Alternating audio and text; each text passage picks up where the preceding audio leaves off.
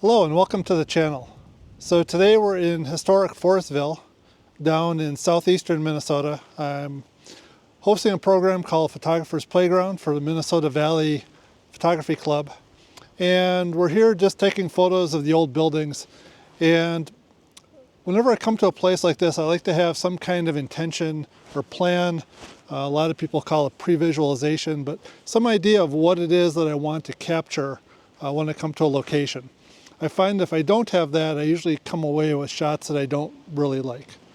So today, the whole idea was going to be about detail shots. This is a place that's just ripe with a lot of old farm equipment, plus these old buildings have just a lot of interesting aspects.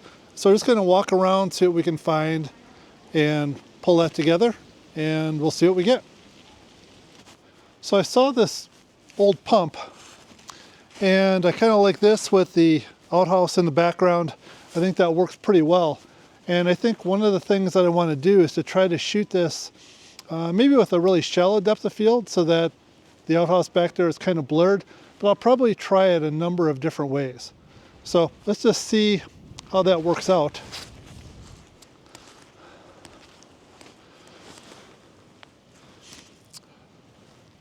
So I'm lining up my shot so that as I look at the L from the faucet part of the pump and the outhouse in the background, that those two don't overlap at all. So I've got a little bit of separation between them, and I'm focusing right on the pump itself.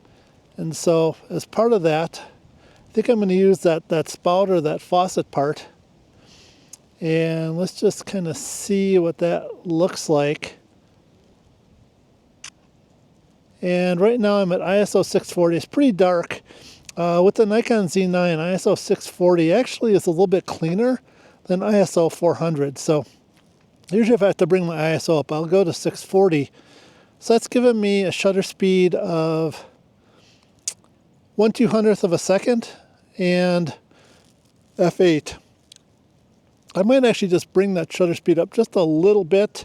That's going to bring the exposure down, but with that white fence in the background, I think I just want to have that just a little bit darker. So go ahead and take that, and now I'm going to go to 2.8, and that should make the background really soft. It might make it perhaps a little bit too soft, but we'll see what that looks like as well and see what we like with that. And then just for fun, I'm going to bring the aperture way up to f11.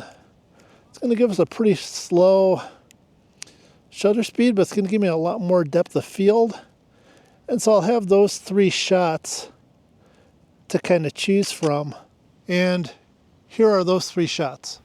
Looking at these three photos, it's kind of interesting in that the results weren't exactly what I expected. 2.8 certainly, as I mentioned when I was shooting, did turn out to be a little bit too soft. You can't really tell what that building is in the background. And I really want to give that notion that that's an outhouse sitting back there. So that one for me just doesn't work. But when I look at f11 versus f8, the thing that's kind of interesting is that it seems like the f8 shot has more depth of field. I think it's more a perceptual thing than it is a reality thing. And the reason I say that is I think there are two things that came into play with the f11 shot. As I mentioned, when I was shooting, I did have to go to a pretty slow shutter speed. So that probably introduced a little bit of movement, which added a little bit of softness, especially in the background. It's not as noticeable in the foreground area, but the further away you get, the more noticeable that movement is. The other thing is diffraction. Shooting with a high resolution camera, refraction does show up earlier, and I'm guessing that came into play. I think if I had shot this with a 20 megapixel camera, 24 megapixel camera, that would not have been as noticeable. So for me, I like the f8 shot. I think I would have liked it even if I had more definition in the background. I think I've got the right amount of softness for what I want back there. You could tell what things are, but they're not overpowering the foreground element, which was the pump, which was my main subject. So this is kind of interesting too. We've got these 3 windows going up on an angle. I'm guessing that that is probably due to a staircase that's in there, but I like the way that they go up, and you've got the kind of interesting overhang over the porch as well. So I kind of like the way those work together. So I think I'm going to work on getting a couple different shots of those and see what I can pull together from that. I tried a number of different angles with this, tried shooting landscape, portrait, and ultimately decided I like this one the best. I could probably trim the top just a little bit, get rid of that roof line, but other than that, pretty happy with the way this one came out. So the thing I like about this is the fact that the door adds a nice counterbalance to the 3 windows. And the other shots I took just didn't seem to have that balance to them. And while, yes, there is a lot of negative space up in that upper left-hand corner, I think that's okay for this one just because of the diagonal line and that little bit of a circular pattern coming down through the door back to the beginning. So I think it works, and it's pretty nicely balanced. Overall, I spend about 2 hours and 15 minutes or so just walking around, taking photos of various things that I found. Some tight detail shots. I also took a few larger landscape shots, but ultimately the detail shots are the ones that I liked. And here is a little slideshow of some of my favorite shots from the day.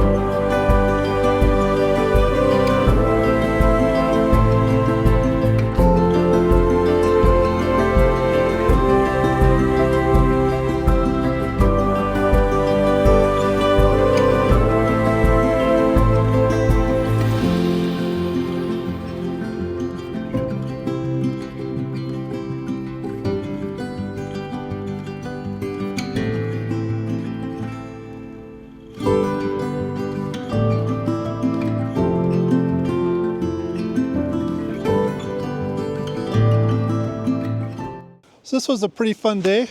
I think I got quite a few shots I'm going to be pretty happy with. I'm going to still probably wander around, take a few more, but in general, I think I've got plenty to work with once I get back onto the computer. So if this is a place that you want to visit sometime, it's called Historic Forestville. It's a state park here in Minnesota. It's about maybe an hour and a half outside of Rochester, down in the southeastern part of the state. So definitely a place worth checking out. As always, thanks for watching. If you did like this video, please give it a like. If you'd like to know more or know when more are posted, go ahead and hit that subscribe button and that little bell, and you'll get an email notification. At least I think you get an email notification whenever I post a new video. Thanks.